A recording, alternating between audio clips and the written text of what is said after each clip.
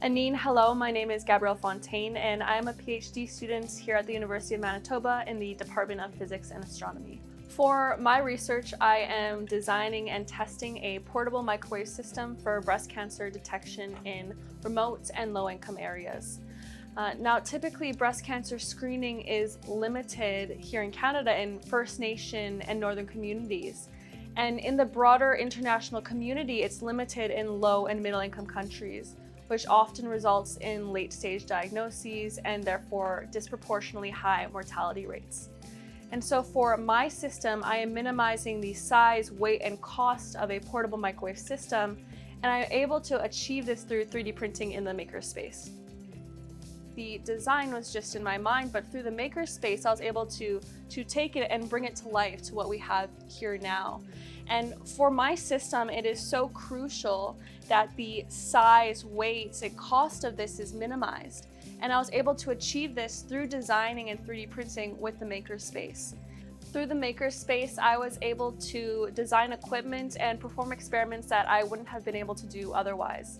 So I highly recommend checking it out. Hello, my name is Spencer Christie. I am an undergraduate student here at the University of Manitoba, and I'm working on a preclinical breast microwave imaging device setup. My research pertains to our preclinical microwave imaging device as shown here. Now, to validate and test our device, we need to use phantoms, which are plastic shells which roughly mimic the shape of a breast. Here I have a cylindrical phantom. These are extremely valuable for testing and validating a device and ensuring that the readings we're getting from it are accurate. Moreover, these hollow shells are hollow so that we can fill them with tissue-mimicking liquid in order to better approximate the real human breast. The shells and models we've developed using the makerspace have been essential to our research and have made development of these proximate phantom shells of human breast very convenient, in addition to a variety of other things such as our raw positioning device and some of these little hand screws which we've been using to secure things to our bed system. My name is Jordan Krankovich and I am a master's student here at the University of Manitoba working in the breast microwave sensing lab. I first started using the makerspace in 2019 during my first year of undergraduate summer research. During that summer, I designed breast phantoms, which we use now to simulate the breast when testing our systems before proceeding to testing on actual patients. We needed to be able to 3D print these files because they were of complex shape. And instead of going to a third party, which would have costed us a lot of money, we decided to use the makerspace. So during that summer, the majority of my work was designing and 3D printing those phantoms that we currently use to test our systems.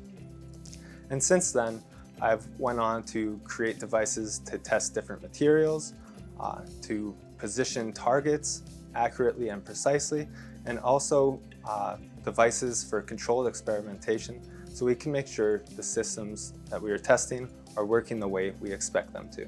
Our 3 devices that we're testing here in the lab, it's currently being tested by one of our PhD students. So this device has multiple antennas, as you can see here, being held in by this 3D printed plastic. And it's a multi-static system, meaning that these antennas will transmit and receive signals. As you can see, the majority of this device has been 3D printed with the exception to our antennas, and it's able to hold in this radar blocking or absorbing material to reduce signals entering from outside of the scan. We also have an aperture here where the breast would be inserted, and currently we have our target positioning device on it as it's being used to test the system.